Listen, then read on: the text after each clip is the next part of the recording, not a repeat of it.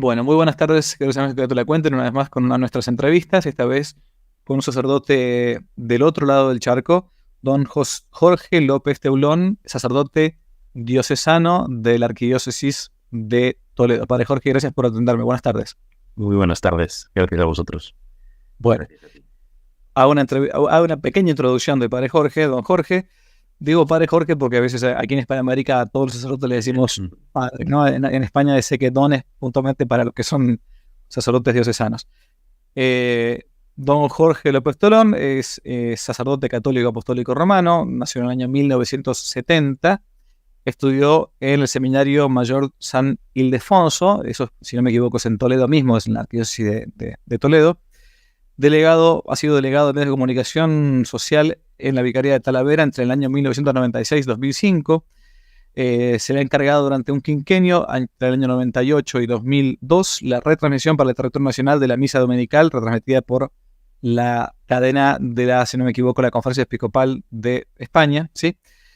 Desde el año 96, hace muchísimo tiempo ya, es capellán del Colegio Compañía de María de la Orden de las Hijas Nuestra Señora de Talavera. Y esto es lo más importante para mí de todo lo que voy a decir, porque es lo que nos va acá a ocupar. Desde el año 2002, o el año 2002, fue nombrado postulador de una causa de más de 900 mártires de la persecución religiosa en España. Ustedes saben que entre el año 1936 y el 39 hubo una tremenda guerra civil en España, también llamada la Cruzada Española o la Guerra Civil Española. Bien, ¿por qué hacer una entrevista al Padre Jorge? Porque yo he recibido de regalo de uno de los lectores de Dios de la Cuente, que venía insistiendo para que lo tuviera y a su vez para que conociera esta obra, este libro que tengo en mis manos, que lo estoy terminando ahora de leer, se llama Inspirados por Satanás, ¿no? Un libro que publicó mi editorial amiga, la editorial San Román, donde está el catedrático, mi tocayo, Javier Paredes y compañía, en el año 2022, hace muy poquito, o sea, hace apenas nada, año y medio más o menos. Un libro súper documentado, si ustedes lo ven, yo lo abro así, y está lleno, pero lleno de imágenes permanentemente, todo el tiempo son imágenes y comentarios, o sea, no es algo así que es pura opinión.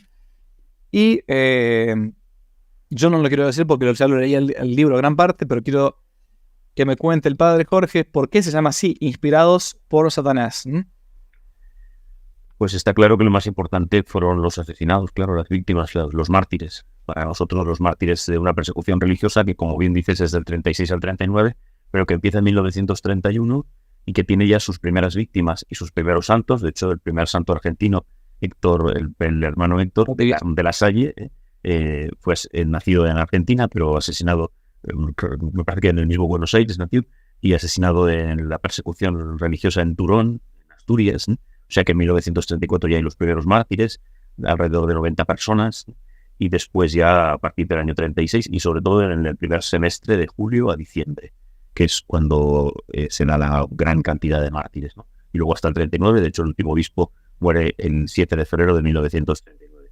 Esos son los protagonistas, ¿no?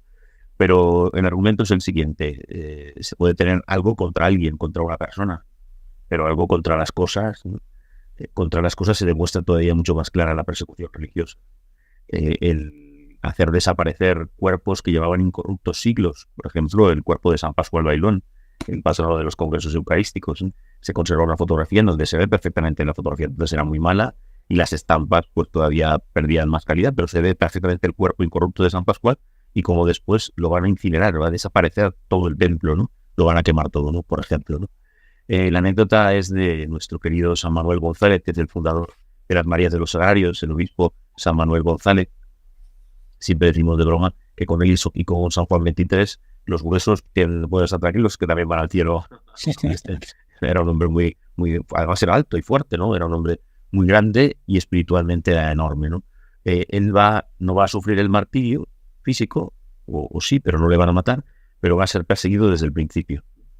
Acabamos de celebrar el comienzo de la Segunda República, el 14 de abril, hace 2 días, recordábamos aquí en España la tragedia del comienzo de la Segunda República Española, ¿no? El 14 de abril. El 11 de mayo, no ha pasado un mes, empieza la quema de conventos. Y entonces él tiene que salir por la puerta de atrás. Es una anécdota tremenda porque tienen que consumir un gran copón porque iba a haber adoración nocturna y tenían ya preparadas las hostias conservadas para la comunión, con las religiosas, con su familiar, bueno, 6 o 7 personas tienen que consumir todo, y cuando sale a la puerta hay una gran multitud que le está esperando y llegan a declarar que porque él sale vestido de obispo, que si llega a salir vestido de paisano lo matan allí mismo, si llega a querer disimular o escapar de cualquier manera, sale con su gran porte delante de todos, ¿no? Prácticamente, bueno, algún insulto, pero bueno, consigue llegar hasta un domicilio, después va a pasar a Gibraltar, va a ser recogido por el obispo católico de Gibraltar, de ahí va a volver a Ronda, que es otra parte de la diócesis de Málaga, y ya viendo que era imposible gobernar, pues se va a marchar a la diócesis de Palencia, donde le destina la Santa Sede. Antes, cuando llega a la casa, en este episodio, según se lee del Palacio Episcopal, lo que van entero, un mes de la República. Si no tenían intenciones de ir contra la Iglesia, como decimos aquí en España, que no venga Dios y lo vea. Estaba claro que querían acabar con la Iglesia, y entonces él llega con toda la boca de las partículas, llevaba la boca seca con las partículas, entonces le quieren dar de beber, se piensan que es de saliva, y entonces él mismo dice, no, son las partículas que Cristo Jesús en este Getsemaní nos ha estado acompañando, ¿no? Manuel era un hombre muy, muy piadoso, ¿no? Pues cuando va a llegar a Palencia, tiene lugar este suceso, ¿no? Sabiendo que él trabajaba especialmente con el apostolado de las Marías de los Sagrarios, trabajando el que no se abandonase, los católicos no abandonásemos el sagrario, que cuidásemos las visitas, incluso lo material, que el templo estuviese decoroso, el altar, el sagrario, las sabanillas, las ropas del altar, que todo estuviese delicadamente preparado, porque ahí estaba Dios, ¿no? Y él trabaja mucho en ese apostolado. De hecho, San Pío X le va a llamar el obispo de los sagrarios abandonados, ¿no? Pues cuando él llega a Palencia, no por casualidad, hubo una serie de profanaciones contra sagrarios en iglesias católicas en Palencia, ¿no? Y entonces el que narra la biografía de San Manuel González utiliza esta expresión, ¿no? Dice, casi como inspirados por Satanás, hicieron eso como mal recibimiento del nuevo obispo, ¿no? Y me pareció una frase que venía muy bien a todo esto, ¿no? Al principio del libro, además tuve ocasión de ir 4 años a Albania de misiones durante el verano, y allí encontré una pintura que había en una iglesia de los franciscanos, que también Albania es el único país declarado ateo del mundo, ¿no? Donde sufrió el comunismo de forma atroz. Cuando llegamos en el año 95, recién ordenado, no habían visto a los sacerdotes de Clériman, ¿no? Había mucho franciscano, mucha presbitería franciscana allí en Albania, y luego los sacerdotes de Sotana, pero desde el 66 estaban empezando a entrar los sacerdotes, ¿no? Y estuve en una de las zonas, en la catedral de Scutari, había un cuadro que resume todo esto, ¿no? Es una pintura donde se presenta una escena que se da mucho aquí en España y en otras muchas persecuciones, que era, o decir, que habían salido tiros desde los interiores de los templos, que los frailes, los sacerdotes estaban disparando durante la guerra contra el enemigo, ¿no? Que ellos también estaban luchando con armas, lo cual era falso, ¿no? O bien, incluso físicamente colocaban las armas, y entonces hacían un registro y sacaban las armas. Entonces, el cuadro es el altar de San Antonio en la iglesia de Scutari, en el norte de Albania, el franciscano detenido, incluso obligado a llevar todos los fusiles en las manos para salir fuera de la iglesia y que toda la gente le viera, ¿no? Entonces en un rincón está el soldado comunista y está Satanás con las alas abiertas, cubriéndole por detrás, ¿no? Hablando ya en oído, ¿no? Sobre lo que es una de las primeras fotos que también hemos puesto en el libro, ¿no? Porque esto es claro, ¿no? Yo muchas veces digo que no soy historiador de carrera, precisamente para poder hacer esta afirmación, ¿eh? La persecución, detrás de la persecución, ¿estaba el comunismo? Sí. ¿Estaba la masonería? Sí. ¿Estaban todos los partidos de izquierda? Sí. ¿Fueron ellos los autores materiales de los asesinatos? Sí. ¿De la destrucción? Sí. Pero quien estaba detrás era Satanás, como siempre. Y por eso, Inspirados por Satanás es un título atrevido, pero que deja bien claro qué es lo que pasó y de qué manera pasó. Yo esa frase la encontré, está en la página 47, principio del libro, y dije, bueno, evidentemente le tiene que haber puesto el título por esto, ¿no? O sea, San Manuel González yo lo he leído bastante en el seminario, pues como decía el padre recién, es el obispo de los sagrarios abandonados, el gran obispo eucarístico, realmente, y tiene un montón de libros, incluso muy cortitos, muy, muy recomendables, apostolados menudos, bueno, el modo de ser apóstol en el tiempo moderno, muchísimo, espectacular. San Manuel González es genial, pero es el primer episodio cuando apenas abre el libro se encuentra con esta persecución de él en el obispado y con la valentía que tuvo, ¿no? Es gigantesca. Ahora, es cierto que uno dice, hay un montón de preguntas que yo soy un enamorado de la historia española y especialmente de lo que fue este periodo súper difícil, pero siempre hay preguntas para el que no se puso a estudiar a fondo esto que yo quiero aprovechar a hacer, capaz que se pueden compartir con otras personas. Pero, a ver, ¿cómo es que España, siendo una nación tan católica, habiendo pero exportado una cantidad tremenda de sacerdotes, de misioneras religiosas a lugares lejanísimos del mundo, se despierta un día y prácticamente se despierta un día con un odio tan fuerte a la iglesia? O sea, ¿por qué esta gente ya, como decías bien, ni siquiera en el 36, un poquito antes ya, tiene tanta furia y tanta hazaña contra la Iglesia Católica, al punto tal de ir a quemar todo, a romper todo, a sacar cuerpos incorruptos, a sacar los cadáveres? ¿Qué fue lo que pasó? Lo habéis hablado muchas veces en vuestros programas y hay que insistir a la Revolución Francesa, que es donde empieza todo. E incluso hay episodios que son paralelos. En el siglo XIX, también en España hubo una persecución continuada, con episodios muy llamativos, en donde, porque se inventan en Madrid que se dice que los frailes han envenenado las fuentes, pues en pleno siglo XIX, pues en una sola jornada mataron también a 40 o 50 frailes, fueron entrando por los monasterios. Aquí sí que casi todos son religiosos y seguro encontrar los que encontraban los iban a matar. Es muy curioso que, como digo, después en la guerra va a haber un episodio en donde se dice que las religiosas habían envenenado caramelos y se los daban a las niñas, ¿no? Está en los periódicos, que muchas veces se hacen afirmaciones así un poco como, ¿pero eso dónde? Pues está en los periódicos, están las noticias recogidas, incluso cómo se desmiente, ¿no? Y cómo eso, pues igual lleva al maltrato de una serie de religiosas. Es verdad que España se ha conservado católica hasta nuestros días, pero bueno, ha sido precisamente Benedicto XVI el que a uno de nuestros ministros de Exteriores, pues en una visita le hablaba precisamente de esa presencia de Satanás, ¿no? De ese deseo de Satanás de ir contra la Iglesia española por todo lo que había supuesto expresamente, por ejemplo, la evangelización de Hispanoamérica, ¿no? Marcelo Gullo hace una explicación espectacular que habla de cómo unos pocos, porque igual pues cuando se empieza con el comienzo de la historia de España y de la Reconquista, pues se habla de esa cifra de datos, si eran muchos, si eran pocos, si no, la verdad, cuando desde Covadonga pues comienza la Reconquista, y dice, pues aunque fueran 3 o 4, da igual, aunque fueran unos pocos, allí comienza todo, ¿no? Y como durante siglos se va preparando el corazón de los españoles para que se suban a los barcos y para que vayan a evangelizar Hispanoamérica, conquistar y evangelizar Hispanoamérica, ¿no? Entonces, la historia luego es muy larga, no son cosas concretas. Y como te digo, por ejemplo, cuando se quiere reducir la persecución religiosa a los 3 años, 36, 39, no es cierto, siempre estamos con esa lucha, ¿no? No son mártires de la guerra civil, estos mártires no fueron a ninguna guerra, los mataron en la retaguardia, era todo zona republicana donde los matan, ¿no? Pero es que hay todo un estudio de cómo comienza en el 31 e incluso, aunque hablamos de este 11 de mayo, por ejemplo, en el mismo libro de San Manuel González, si has leído la biografía principal de San Manuel González, se cuenta un episodio en la Navidad del 30. En la Navidad del 30 ya quieren quemar el Palacio Episcopal y de hecho hay un conato de incendio, él mismo participa apagándolo y dice don Manuel que mientras lo está apagando, en la esquina hay un muchacho que está vendiendo los periódicos dando la noticia de que se ha quemado, o sea, se había publicado antes de que sucediese, y el muchacho se ha quemado el palacio mientras lo estaban apagando, porque fue muy poca cosa, ¿no? En esa ocasión, ¿no? Y hablamos de diciembre del 30, ¿no? Pero a partir de, por ejemplo, ese primer mes, ya no solo con la quema de conventos, se va a expulsar al arzobispo primado de Toledo, se le va a coger en Guadalajara, que era la localidad de Toledo entonces, esa ciudad pertenecía al arzobispado de Toledo, le estaba allí dando un retiro a los sacerdotes, se le detiene y se le lleva hasta la frontera en Francia y se le expulsa del país. Al año siguiente van a expulsar a los jesuitas, pero enseguida van a poner todas las leyes de aborto, o sea que es un trabajo de años por parte de algunos, o sea que es verdad que podemos decir eso, ¿no? También se dice de la persecución nazi, pero aquí en España sí, los asesinados y los que asesinan estaban todos bautizados, eso no lo olvidamos. Eran todos cristianos, eran todos católicos, ¿no? Lo que pasa es que eso pues es un virus con el que hay que contar, repito, con Satanás, que va inoculándolo todo, ¿no? Hasta, bueno, pues ir convenciendo a muchos de hacer auténticas barbaridades.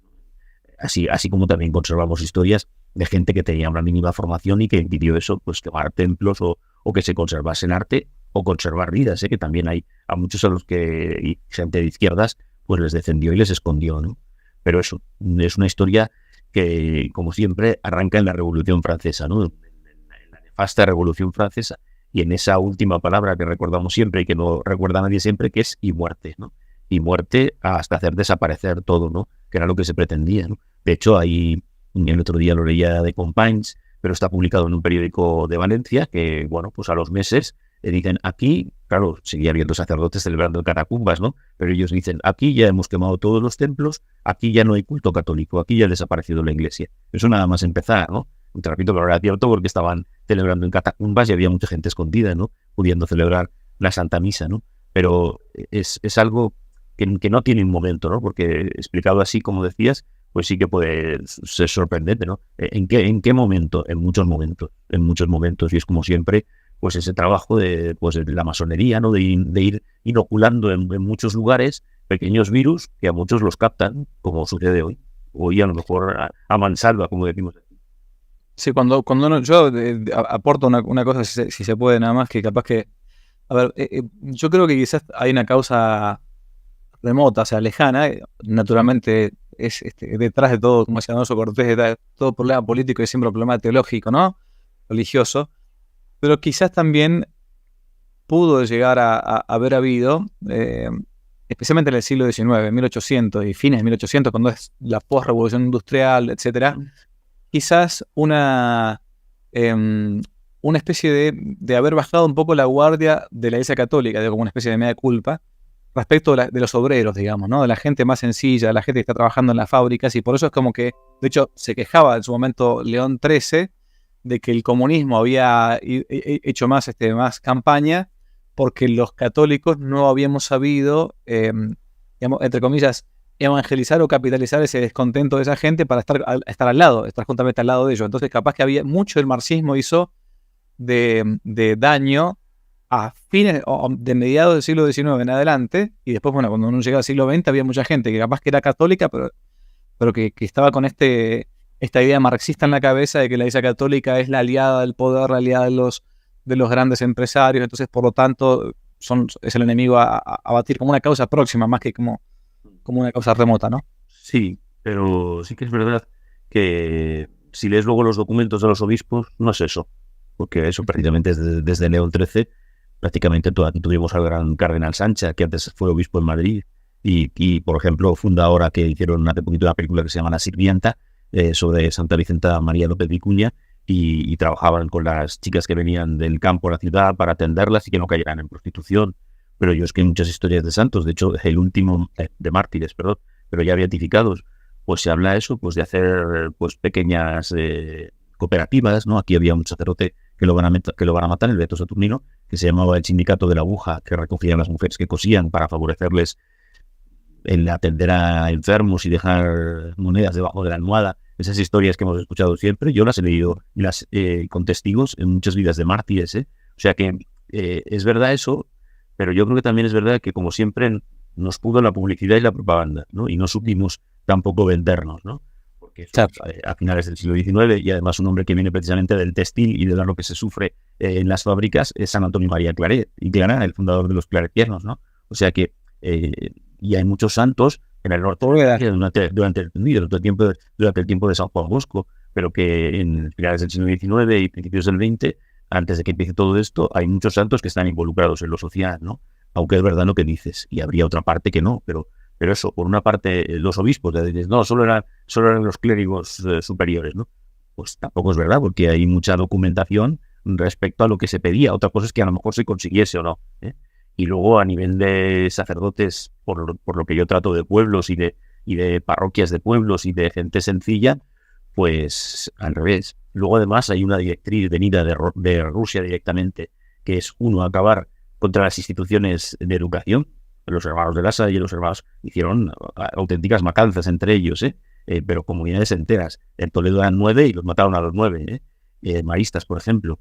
Y sobre todo, la educación, dice el comunismo, la educación es nuestra, ellos no tienen que meterse en educar, ¿no? Entonces, los hermanos de La Salle, de Turón, el hermano de Héctor, cuando los están matando, estaban atendiendo a los hijos de los mineros. Estaban allí atendiendo a los hijos de los mineros, ¿no? Y les dicen, nos matamos porque llevéis a nuestros hijos, sino pues por lo que sois, por lo que representáis y porque les enseñáis la fe, ¿no? Por eso les matan, ¿no? Y luego con las instituciones de caridad. Es muy llamativo, claro, que son en principio no solo dos cosas ofensivas, sino dos campos que están a favor del comunismo, entre comillas, ¿no? En atender a los pobres y en atender la educación para sacarles de esa pobreza, ¿no? Y sin embargo, fueron las congregaciones más perseguidas en la persecución religiosa aquí en España y luego en otros muchos lugares. Ujú. ¿Cómo se te ocurrió hacer un libro tan documentado? Porque, a ver, hay libros sobre los mártires, hay varios libros sobre la persecución religiosa en España. Yo al menos, que desde el seminario me puse a leer estas cosas, no encontré un libro tan documentado a nivel incluso fotográfico. O sea, porque una opción era simplemente narrar la historia o los martirios, las persecuciones más fuertes, pero otra es una documentación. Esto, según estuve leyendo, por lo menos son 20 años de estudio, ¿no? Más De o menos. trabajo, más o menos. Ya un poco más. Bueno, ya un poco más. Bueno, Sí, sí. ¿de dónde uno puede recopilar todo esto? Porque la verdad que no es tampoco tan sencillo hacer una cosa así, un trabajo documental de este tipo. Es un trabajo de mucho tiempo y de mucha paciencia. Y de irlo guardando. Tampoco cuando lo guardaba no pensaba, porque sí que es verdad que en Religión en Libertad tengo un blog y ahí cuelgo muchas cosas, ¿no? Y es verdad que, claro, desde el año 10, pues también ya son muchos artículos, por lo cual ya había mucho material, sobre todo de cosas curiosas. Además es que es a cada paso. Ahora acababa de publicar precisamente a raíz de esta película lo que sucede con el cuerpo de Santa María de Vicenta López Vicuña, que acaban en el Museo del Prado, sus huesos, y gracias a que acaban ahí, luego los pueden volver a recoger, ¿no? Pero a alguien se le ocurre meterlo ahí con los cuadros para que se conserven y se pudieron esconder, ¿no? O sea que cada historia cuando dices, y este santo ya estaba muerto, pues a ver qué pasó con sus restos. Y siempre hay una historia detrás, ¿no?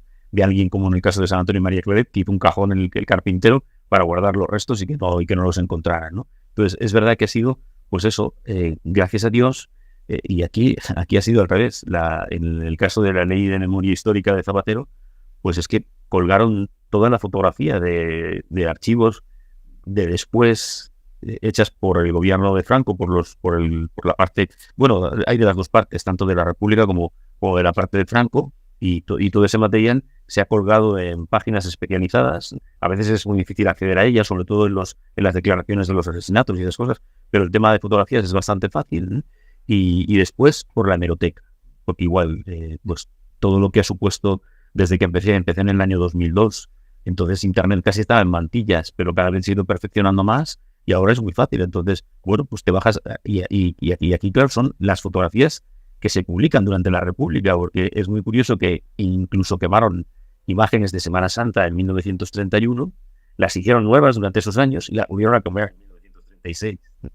Entonces, hay fotografía anunciando muchas veces que si había sido por una descarga eléctrica, pero había muchos periódicos que también eran ideológicamente religiosos, católicos, y explicaban claramente, ¿no? Por un lado y por otro, o sea que ha sido ir conservando todas esas fotografías, además del momento, vuelvo a repetir, pues para poder trazar todo esto, porque al final es eso lo de siempre, una imagen vale más que 1000 palabras, ¿no? Entonces, ya no solo es un discurso de historias, a mí también con las causas, pues siempre, y entonces pasó una mujer por la calle, no, ¿qué mujer? ¿Cómo se llamaba? ¿Dónde vivía? Era del pueblo, ¿qué dijo? Lo vio de ella, ¿no? Pues esto igual, ¿no? El no dudar, el no divagar, ¿no? Pasó esto y quedó esto de esta manera, ¿no? Porque eso son iglesias itineradas, que desaparecen, quedan las paredes nada más, ¿no?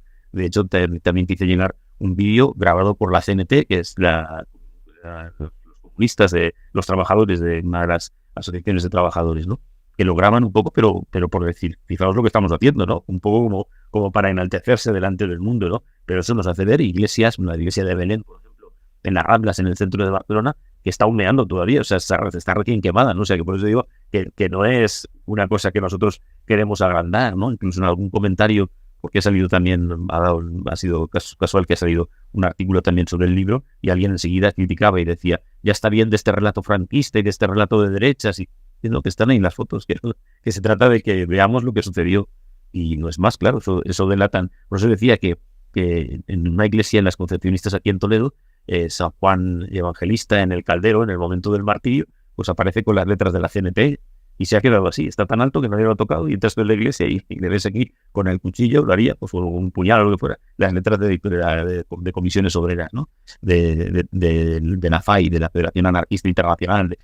Entonces, lo que digo de los cuerpos de los mártires, eso tampoco se había publicado, de los santos, perdón, que eso tampoco se había publicado, ¿no?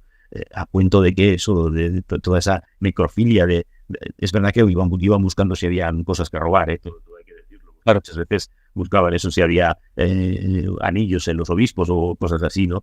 Pero ya no solo eso, ¿no? Ponerte a jugar al fútbol con la cabeza del santo obispo Torras y Valles en la catedral de Vic, o sea que, por eso digo que son cosas absolutamente tremendas que hablan, pues, de esa locura, ¿no? de cómo había ahí una posesión diabólica clara. Uh-huh.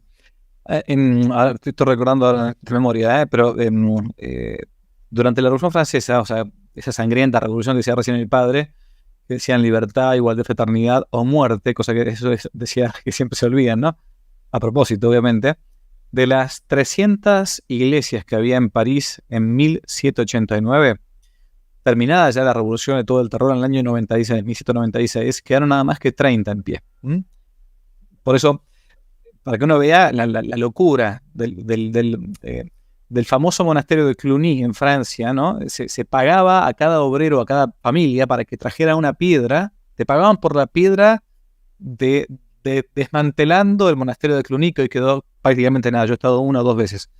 Bueno, de España supongo yo que pasó algo parecido. O sea, hay muchísimos templos que se puede saber un poco algo de estadística, porque digo, la gente más joven quizás no sabe qué cantidad de muertos hubo, o de mártires hubo, mejor dicho, en la guerra civil, o qué cantidad de religiosos hubo, y qué cantidad de iglesias. ¿Hay algún tipo de estadística de todo esto, más o menos?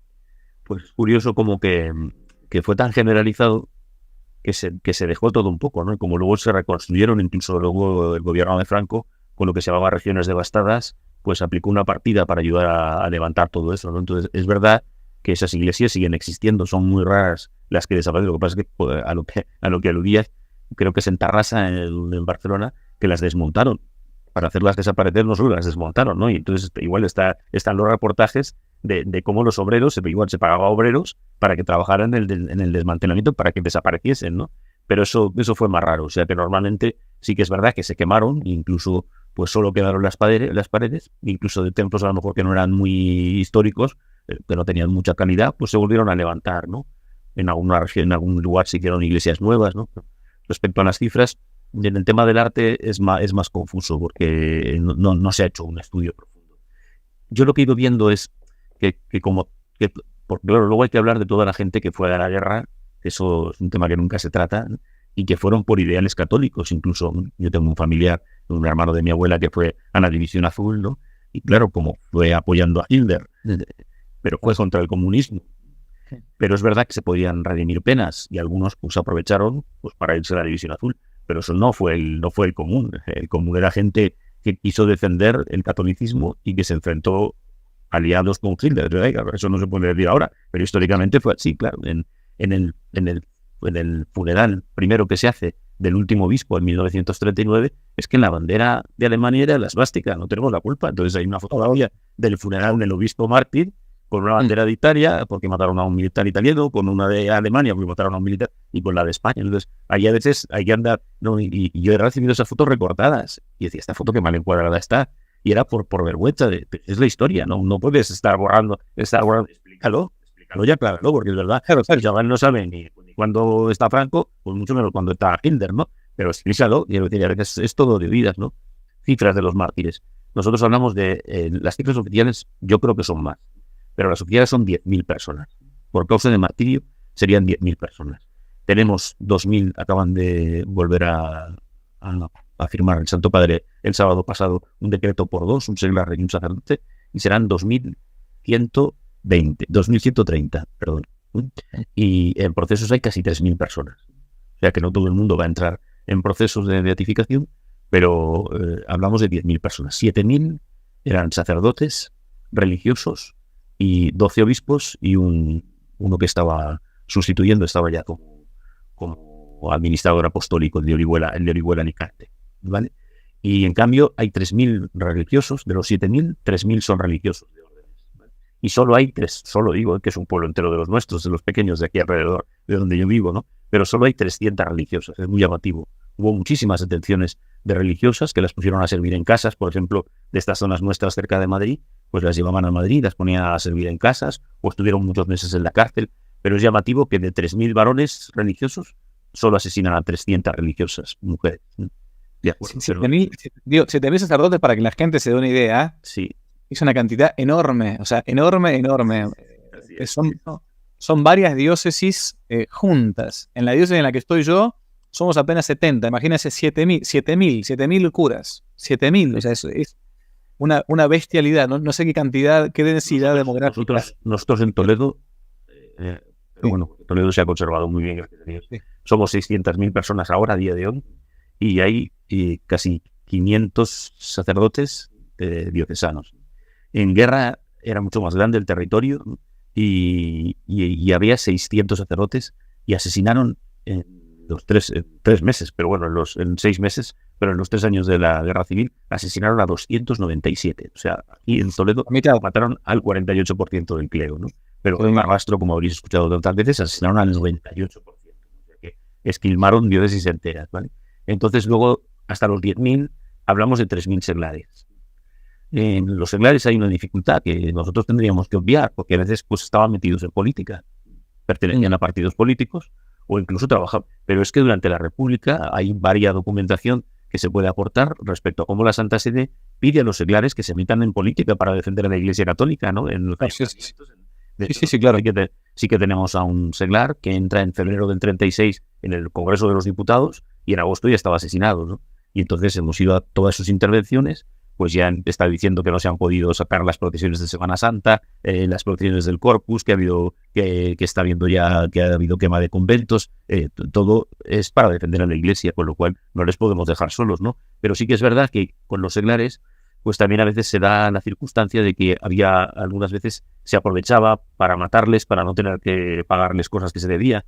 Por ejemplo, aquí asesinaron a los padres del que fue presidente de la Conferencia Episcopal Española, don Gabino Díaz Merchant, que fue arzobispo de Oviedo hace ya unos años. Mataron a sus padres. El padre tenía un colmado, aquí llamamos una tienda en los pueblos, pues que vende de todo, ¿no? Y había dado muchas cosas, había incluso prestado, ¿no? A otros a fondo perdido, ¿no? Pero sí que es verdad que sucedía eso, no en este caso, pero sí que es verdad que sucedía que a veces por no tener que devolver o por quedarse con tierras, pues les mataban. Entonces a veces es verdad que se mezclan, más que confundirse, se mezclan un poco las cosas, ¿no? Y depurar para la causa de mártires el tema de seglares es costoso, pero yo estoy convencido que son muchos más de 3.000, ¿no? Pero la cifra oficial siempre ha sido 10.000. 7.000 religiosos y 3.000 seglares. Por las dudas, para los que nos están viendo, para que alguien sea declarado mártir, o sea, tiene que haber una causa concreta de que haya un odium fidei, o sea, que hay un odio concreto a la fe, ¿no? Entonces no es que si te matan porque es una junta de cuentas o porque eras de otro partido político, no es un asesinato, pero no es causa martirio. Que el que mate, porque mata, que sea por motivos de fe, y que el que muera perdonado, que es un poco lo que también cuesta demostrar, ¿no? El arcipreste que había aquí en Talavera, que ya está identificado, porque muchas veces no hay testigos del momento, ¿no? A veces, por ejemplo, como no se conducía tanto, no había tanta gente que manejase, carros y camiones eran muy pequeños, pues a lo mejor el único que conducía en el pueblo era católico, entonces se quedaba dentro de la caja con los focos del camión alumbrando la escena para el fusilamiento, con muy tenue todo, pero luego era el que declaraba, porque le mantenía el combinado y tenía que hacer ese oficio, ¿no? O en el caso de la beata Mercedes Prat y Prat, que fusilan a 2 religiosas, a una ni la tocaron, ¿no? Eran entre que era de noche y que luego no eran militares, eran milicianos, ¿no? Pues a veces algunos fallaban más que otros, gracias a Dios, ¿no? Y en el caso de estas dos, pues como se suele decir, literalmente cae muerta, pero no tenía ni un solo rasguño, ¿no? Cuando se marchan del fusilamiento ya se empieza a palpar, ve que no tiene ninguna herida, se espera allí hasta que muere la otra, y por eso las declaraciones ya no son solo de la detención, de la cárcel, sino incluso eso, en el momento del martirio, ¿no? Hay historias que son muy, muy elocuentes a la hora de poder testificar todo lo que sucedió, ¿no? Uh-huh. Hay muchos testimonios, pero yo no quiero alargarme, quiero que vayan a ver el libro, realmente vale la pena. Este es un libro realmente que creo que va a hacer pasar a la historia, así como hubo otros, inspirado por Satanás, ¿no? ¿Puedes contar el martirio, así brevemente, de este obispo que lo martirizaron de una manera tremenda, incluso le cortaron los testículos, lo dejaron destruido, porque mucha gente no se imagina que lo martirizaron, lo sacaron de la iglesia, le pegaron un tiro y se acabó la historia. No era justamente así, realmente parecían inspirados por Satanás, para por lo menos graficar cómo era el modo en que los trataban. Pasó con un sacerdote de aquí cerca, un pueblo de aquí cerca, le ataron a un árbol y hicieron lo mismo, e incluso luego es un poco desagradable, pero cuando luego sacan el cuerpo, creían que le habían puesto higos en la boca y eran sus partes que se le habían puesto ahí medio. Os digo que hay cosas, a mí siempre me regañan porque me dicen que soy poco explícito a la hora de contar el martirio, muchas veces pues con frases, pues fue un tremendo martirio, un martirio, pero claro, todo eso lo tenemos que leer y todo eso lo tenemos que documentar para las causas, ¿no? Entonces, es verdad que de cara a la causa martirial, yo lo he dicho siempre, da igual un tiro, Sí, sí, obvio. Que un martirio atroz, ¿no? También hay que aclarar eso a la gente, porque la gente muchas veces le hicieron sufrir mucho, pasó un martirio atroz y luego a lo mejor no iba a misa los domingos, ¿no? Pues entonces, quiero decir que para la causa martirial todo eso se tiene que aclarar, ¿no? Pero sí hay historias, pero muchas, porque también está el episodio que recordarás de esa religiosa que está ya casi más muerta que viva, pero que la trocean, se la dan de comer a los cerdos, la beata Polonia Lizárraga, en Barcelona, y luego el tío espera a matar al cerdo, que llegue la matanza del cerdo, y en la tienda se vende chorizo de monja, porque el cerdo se había realizado, o sea que por eso se hicieron cosas atroces, ¿no? Por eso a veces cuando es un disparo nada más dices, ya está, ¿no? Pues recomendamos vivamente la película de Un Dios Prohibido, en donde con mucha delicadeza, ¿no? Con tanta delicadeza que incluso al obispo le ponen como un poco grueso de estómago para que no se le vea el momento del martirio, porque es una cosa muy desagradable, que no lo estaba. En las fotografías se ve que no era un hombre grueso, ni mucho menos, pero bueno, es una licencia, me imagino, que del director, ¿no? Pues primero porque en las cárceles, con el tema de las blasfemias, a veces ya detenido el sacerdote, en la cárcel era la misma iglesia, y el primer martirio era hacerles quemar los retablos y las imágenes, destrozarlas. A ellos. Y cuando se negaban los sacerdotes o los católicos, pues hacerlo delante de ellos para fastidiarles, ¿no?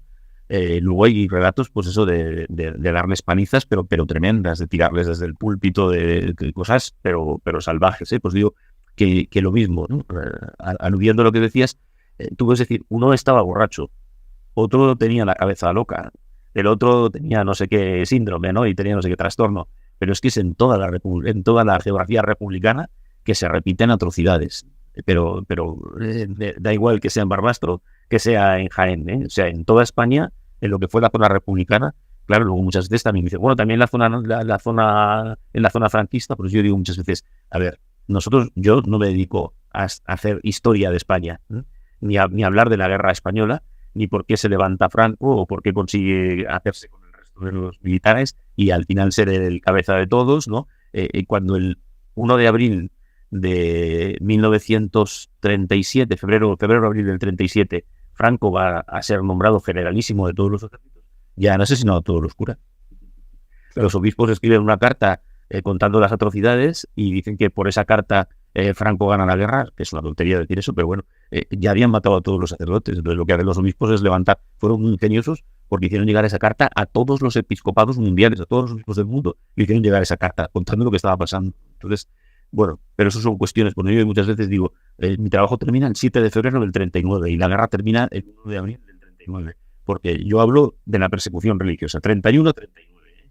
En una editorial española hay un libro también muy bueno, muy bien, que resume muy bien todo, y que se tuvieron el atrevimiento de titularlo así, ¿no? La gran 1931-1939, la gran persecución, ¿no? Porque fue eso, ¿no? Entonces, en esa película se narra el martirio especialmente de los mártires de Barbastro, Dios Prohibido, y aparece el martirio del Pelé, que es un gitano muy popular para nosotros, y el obispo. Además es, pues como casi les matan juntos, ¿no? En la misma noche, ¿no? Y antes de ese martirio atroz, pues a veces no, pero a veces durante los meses, estamos hablando pues del mes de julio, agosto, septiembre, octubre, a veces hasta noviembre, todos los que están en la cárcel en España, en Madrid, en Paracuellos, pues no parece que sufrieron especiales palizas, sino que bueno, pues los subieron, como sabemos, en autobuses y los mataron. Y entonces depende de los sitios, pero en este caso sí, además eso, con martirios anteriores, ¿no? Y con palizas anteriores, y el final pues fue pues con una navaja de barbero, con cuchillera de esas de cuchillo largo, pues le cortaron sus partes. En la noche ya que le iban a fusilar, pero desde donde estaba la cárcel hasta el cementerio le fueron a hacer ir caminando prácticamente andando, ¿no? Y él pues ya pues cada vez veía más cerca el cielo, ¿no? Les dejan vivos, porque luego muchas veces, eso como digo que era de noche, los fusilamientos, aunque fueran tiros certeros, pues a veces se quedaban vivos, ¿no? Y ahí, por ejemplo, que sale muy bien en la película, pues después de este martirio atroz todavía se queda horas y horas gimiendo y no pidiendo auxilio porque apenas podía hablar, ¿no? Pero tienen que llamar porque donde les fusilan en el cementerio al lado está el hospital y tienen que llamar desde el hospital hasta donde están los milicianos para decir, vengan a rematarles porque los enfermos se están poniendo nerviosos de estarles toda la noche oyendo cómo gimen y cómo se quejan, ¿no? Pues por esas heridas mortales, pero que no les llevan a la muerte, ¿no? O sea que como se suele decir en los juicios, había un ensañamiento, y había, se dice que es con nocturnidad y alevosía, ¿no? Pues había todo eso, ¿no? Y había un claro ensañamiento que hace pues eso, pues no entender, ¿no? Porque volvemos a lo del principio, no puedes tener algo contra alguien, lo matas y ya está, ¿no? Pero hacerle padecer de esa manera. Sí, un enseñamiento gigantesco. En la historia de los mártires, de la persecución religiosa, esto siempre lo pregunto porque yo lo analogo bastante a otro tema que yo he estudiado, pero es distinto, que es la persecución religiosa en México, puntualmente por los cristeros. ¿Conociste casos o era normal, mejor dicho, es la pregunta, casos de que algunos apostataran de la fe como sacerdotes religiosos y dijeron, bueno, no voy al martirio, me escapo y reniego de mi fe y todo? ¿Se han dado casos así? Siempre digo, si nosotros éramos 600 y mataron a 297, los demás se salvaron, claro, ¿no? Sin embargo, por ejemplo, el postulador y historiador nuestro, Juan Francisco Rivera Recio, en el primer libro publica al final, cuando termina el libro, publica una cosa muy curiosa, ¿no? Dice que cuando el concilio de Nicea todos vinieron físicamente muy mal. Uno venía que le habían arrancado un ojo, el otro que le habían arrancado un tendón. Decía que cuando vinieron estos sacerdotes vinieron muy mal psicológicamente. O sea que me imagino que algunos, y no por eso renegaron, porque eso también es legal, algunos huirían y se esconderían, ¿no? Algunos pasaron los 3 años encerrados y salieron trastornados. En el 36, 39, pues a partir del 39, cuando se iban incorporando, mueren muchísimos curas jóvenes en los años siguientes, con 40 años, con 50, ¿no? Porque vinieron muy mal psicológicamente. Pero tenemos ni más ni menos que al famoso poeta Paul Claudel, en una oda a España, en donde él es el primero que declara, y eso lo hemos publicado desde los años 40 muchísimas veces, ¿no? Y en la guerra, si hubiese habido alguna deserción, algún apóstata, se hubiese publicado en las primeras páginas de los periódicos suyos. De hecho, por ejemplo, al obispo de Teruel le tienen casi los 3 años encerrado, pues queriendo que declarase, ¿no? Que quitase su firma de la carta conjunta y que declarase, ¿no? Y se mantuvo firme y nunca lo hizo, ¿no? Pero dice Paul Claudel, tantos mártires y ni una sola apostasía. Es algo que la Iglesia española pues tiene a honra, ¿no? Y que ahora muchas veces se haya hecho este silencio o no se haya querido, pero bueno, pues con 16 años me vine de Barcelona a Toledo al seminario, pero siempre estuve desde los 6 años con mi párroco allí en Barcelona. Le habían matado a su padre por tener al sacerdote en casa. Íbamos a su pueblo a ver a sus hermanas, bajaba la ventanilla, era un hombre muy flemático, bajaba la ventanilla y decía, ven para Pau, adiós Pedro Pablo, y subía a la ventanilla y decía, ese es el hijo del señor que mató a mi padre. Y la gente se había más que perdonado, la gente se había más que perdonado, pero no podemos olvidar, pero eso cuando yo era niño, que muchas veces no entiendes la mitad de las cosas que te dicen, o tardas más en hacer. Luego yo he entendido muchas cosas de mi párroco, ¿no? Por todo este tema de la persecución religiosa, porque en mi casa no pasó nada, en mi familia, nosotros éramos de Madrid y no pasó nada ni por un lado ni por otro, ¿no? Pero era impensable que 80 años después pudiésemos tener 2.130 santos y beatos en los altares, cuando tampoco es lenguaje humano, ¿no? Pero cuando en la Revolución Francesa solo hay 500 beatificados y solo hay un santo, ¿no? Que ahora están detrás de canonizar por fin a las de Compiègne por la polivalente, porque como lleva tantos años de culto y está tan claro el martirio, ¿no? Pero nosotros en muy poco tiempo.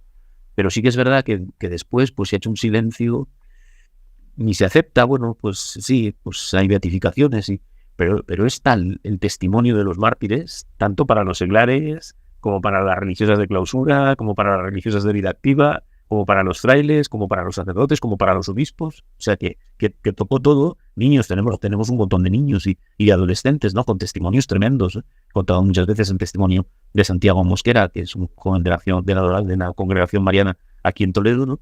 Que a ese, por ejemplo, solo le pegan panizas un día, porque blasfeme contra el nombre de Dios, porque pisotea la cruz y con una estaca en el centro de la iglesia lo dan panizas y ese mismo día toca fusilar y lo fusilan y lo dejan vivo toda la noche.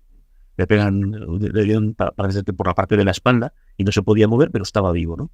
Y se pasa toda la noche y muchas veces hago una foto fija y cuando hablo a los chavales dices, imaginaos lo que es, ¿vale? Primero que te detengan, que te metan en la cárcel, que te den palizas, que te fusilen, que te pases toda la noche entre cadáveres. Cuando amanece, pues él, oye, que entra alguien y a voces pues dice, llévame con mi madre, que estoy vivo, llévame con mi madre. El que está en el cementerio ha estado en el fusilamiento y todavía le dice, si blasfemas, te llevo con tu madre. Y yo por eso le digo, parad un momento, ¿no? Le podría haber dicho perfectamente Santiago a Dios nuestro Señor, mira, ahora porque diga media blasfemia aquí con este fulano, tú me la pagas. Yo vuelvo a repetir, palizas, fusilamiento, que le habían fusilado, no es decir que te pueden matar, sino que le habían fusilado para matarle, ¿no? Y el muchacho con 16 años, Santiago, dice, no, coge un pico y le abrió la cabeza y le dejó allí muerto. Y hemos hecho la exhumación, hemos encontrado ese cráneo con esa hendidura del pico, ese agujero del pico, ¿no? O sea que hay testimonios tremendos de fe, de fidelidad hasta el final. Y olvidarlos es un poco demencial por nuestra parte. Totalmente. Esa es la pregunta, ya quiero ir llegando al final. ¿Cómo puede ser que habiendo tantos mártires, tanto heroísmo, realmente es algo impresionante lo que uno va viendo a lo largo de la historia de la persecución? ¿Cómo puede ser que se conozca tan poco, ¿no? O sea, que incluso en España mucha gente incluso católica estoy hablando, no conozca lo que pasó en esos casi 10 años enteros de persecución? Puede ser que sea una especie de causa, así como están las causas políticamente incorrectas, puede ser que sea un poco como eclesialmente incorrecto hablar del tema de los martirios o de la persecución religiosa en España, o no, porque la verdad que no se conoce mucho. Creía que me ibas a preguntar que cómo habíamos acabado así como estamos después de tantos mártires. Bueno, pues lo primero, porque lo que sucede nada más acabar la guerra y la persecución religiosa es que había tal cantidad de mártires y de gente que había sufrido y de gente que se había tenido que esconder, que para la gente era lo normal. Entonces, entre comillas, no había nada de lo que presumir, porque le había pasado a todo el mundo, ¿no? Claro. Después, por una mala interpretación, que por ejemplo, pues es curioso que solo una diócesis lo entienda, pero por una mala interpretación, pues Pablo VI, que tiene sus más y sus menos con el gobierno de Franco, pues decide que hasta que no pasen 50 años no hay beatificaciones. La diócesis de Valencia siguió trabajando aquí sin ningún problema, ¿no? Porque ahí lo importante pues era recoger los testimonios de primera hora y todo lo que sucedió, ¿no? De hecho, la archidiócesis de Valencia es la que más beatos seglares tiene los altares, ¿vale? Pero el resto, ¿no? Entonces se cayó en un silencio. Después viene aquí la democracia y ahora pues todo es contra Franco. Que se explique una guerra civil en donde, te vuelvo a repetir, se mataron bautizados. Todo el mundo estaba bautizado. Era muy raro que habría algún protestante, pero era en la parte de Huelva, en los inmigrantes ingleses, pero era muy poco, era un porcentaje minimísimo. Aquí todo el mundo estaba bautizado. Una guerra entre hermanos, ¿no? Y entonces, pues ahora todo es contra Franco y por lo tanto tocar cualquier tema a favor, ¿no? Que se entienda a favor. Entonces se ha creado un silencio, ¿no? Entonces nadie quiere, ¿no? Luego muchas veces pues nosotros no estamos preparados para dar la cara en los medios de comunicación, ¿no? Los sacerdotes normalmente, los obispos incluso, ¿no? Pues ante cualquier pregunta se atemorizan, por lo fácil que es tener las cosas claras. Aquí una persecución religiosa que se puede demostrar por 1000 caminos, ¿no? Y nosotros no podemos renegar, ¿no? Que luego hubo injusticias que se declaran. Yo, por ejemplo, intento verlo todo, ¿no? Y recuerdo hace mucho un programa pues contra los maestros de la República, y pues es un relato parecido, ¿no? Como le sacan al maestro de su casa, no había hecho nada, no había matado a nadie, solo por las ideas que tenía, le sacan fuera del pueblo y el niño cuenta como el señor mayor, el hijo cuenta como siendo bebé, siendo casi niño, ¿no? Pues desde el balcón ve cómo le mató. Lo que no puede ser es lo que hacen en zonas nuestras de La Mancha, en donde se hacen reconocimiento a asesinos en masa, gente que forma asesinos en masa. Eso no puede ser, ¿no? Entonces, y luego, pues lo que hemos dicho siempre, que hagan sus homenajes, pero sí, fíjate, sus homenajes, que nosotros no dejemos de tener presente lo nuestro, que no tiene nada que ver con eso. Quiero decir que si por trabajos o por grupos o por injusticias que hubo o por injusticias que en una guerra, pues las hay a barullo, ¿no? En la Catedral de Málaga hay 1000 personas enterradas por persecución religiosa y hay otros tantos en la otra parte, pero es que esto no es un enfrentamiento de cifras, ¿no? Entonces ellos que hagan lo que quieran, ¿no? Y bueno, pues incluso podemos decir también esto último, ¿no? Los monumentos estaban, claro, todos dedicados a los mártires y a la gente que había defendido por Dios y por España, ¿vale? De acuerdo, entonces, pero distinguiendo, ¿eh? De lo que haya sido injusto, pues que se aclare, ¿no? Pero que trabajen como llevo yo 22 años trabajando y que lo que pasa es que no todas las subvenciones van a parar a ellos. Todos los programas y todas las cosas que se hacen para, ¿no? Pues quieren hacer exhumaciones y luego las familias de los republicanos quieren ir a la iglesia y no les dejan. Quieren llevar al cura para que haga un responso y no les dejan, ¿no? Y si hacen fuerza y se presentan, entonces ellos lo agarran y se marchan, ¿no? Entonces es un poco todo conflictivo, entonces pues, lo mejor es callar. Y no podemos callar. No podemos callar, ¿no? sí que es verdad que, bueno, pues yo puedo decir lo contrario, por lo menos en mi archidiócesis ha sido durante estos 22 años un tiempo de mucho trabajo y de mucho poner en exposición todo esto, y ha sido aceptado no solo, sino que, bueno, pues es como algo requerido por parte de los sacerdotes, y hemos hecho una historia en 3 tomos de 600 páginas, también con mucha fotografía que se puede descargar en internet, ¿no? El martirologio en la archidiócesis de Toledo, y gratuitamente se puede descargar, pues para que se conozca todo esto, ¿no? Y yo estoy contento. Pues el que, por ejemplo, cuando llegue el aniversario del martirio del párroco, pues que se celebre misa por él y que los fieles pues se encomienden a él. Esté beatificado, ¿no? Mucho más si está beatificado, ¿no? Pero eso con los que han sido beatificados se han ido poniendo cuadros, imágenes, incluso, repito, los que no lo están, fotografías en las sacristías, ¿no? O sea que yo estoy contento, pero eso, queda mucho que hacer y hay que seguir trabajando, ¿no? Te decía en broma no broma, porque muchas veces dicen, ¿para qué sirvió la sangre de los mártires? Bueno, pues para ellos para irse al cielo de cabeza. Eso es lo primero. Y a nosotros, para en esta hora en la que estamos, pues sentirnos alentados por ellos, porque al revés, desde el cielo nos están diciendo, si nosotros, perseguidos hasta la muerte, fuimos capaces de ser fieles, ¿cómo no lo vais a hacer vosotros, no? Por dificultades que haya, con los gobiernos, con las políticas, pues ahora es nuestra hora, ahora es cuando hay que mirar a los mártires y decir como vosotros, ¿no? Pero lo que no se puede dar es la espalda a su testimonio, a su martirio y a su sangre, ¿no? El sacerdote que trabajaba aquí en Toledo, Monseñor Jaime Colomina, que ya falleció, decía que desde que asesinan a Santa Leocadia en el Imperio Romano, en la ciudad de Toledo, pero en el Imperio, bajo el Imperio Romano, con Diocleciano, en el siglo III, no se había vuelto a derramar sangre martiriana hasta 1936. Wow. Estamos hablando de 17 siglos, no se puede dejar eso en el aire como si no pasara nada, ¿no? En los 70, ya sabes que la guerra civil en Toledo dura nada, empieza el 18 de julio y acaba el 29 de septiembre con la aniquilación del Alcázar, ¿no? Mientras sucede todo eso, en esos 72 días son asesinados 108 mártires. Los maristas, los jesuitas, un franciscano, toda la comunidad de claretianos, de padres claretianos, de padres carmelitas, canónigos, sacerdotes, 108 en 72 días. Eso no podemos olvidarlo porque sí. Tal cual. Exactamente. Padre Jorge, muchas gracias. Don Jorge López Olón, aquí tenemos Inspirado por Satanás. Si ustedes quieren, de la editorial San Román, una obra magnífica. Muchas gracias por este legado, padre, porque la verdad que uno pasa con el tiempo, algún día moriremos si Dios quiere, y si Dios quiere iremos al cielo si nos portamos bien, pero estas obras van quedando. Así que sirvan también para ejemplo y para conocimiento del pasado. Como decía Orwell, quien domina el presente domina el pasado, y quien domina el pasado domina el futuro. Hoy, sobre todo en España, están queriendo tergiversar desde hace mucho tiempo la historia, para que uno se olvide. Esta ley de amnesia histórica que han puesto en realidad es una falsedad gigantesca, y es necesario que se repita, que se cuente, porque es parte de lo que es la tradición histórica, que se vaya narrando. Si no, historia que no se cuenta, historia que se termina olvidando. Padre, muchas gracias por el tiempo. Gracias por los programas que haces y gracias por haber querido hablar también de los mártires españoles en tu programa. Ha sido un gusto muy grande. Adiós. Que Dios os bendiga. Si les gustó el video, aparte de suscribirse, activar la campanita y comentar, en la descripción de este video se van a encontrar con el link de la plataforma Patreon, un modo concreto de apoyar este apostolado que intenta hacer una contrarrevolución cultural y espiritual. Dios les bendiga y que no te la cuenten.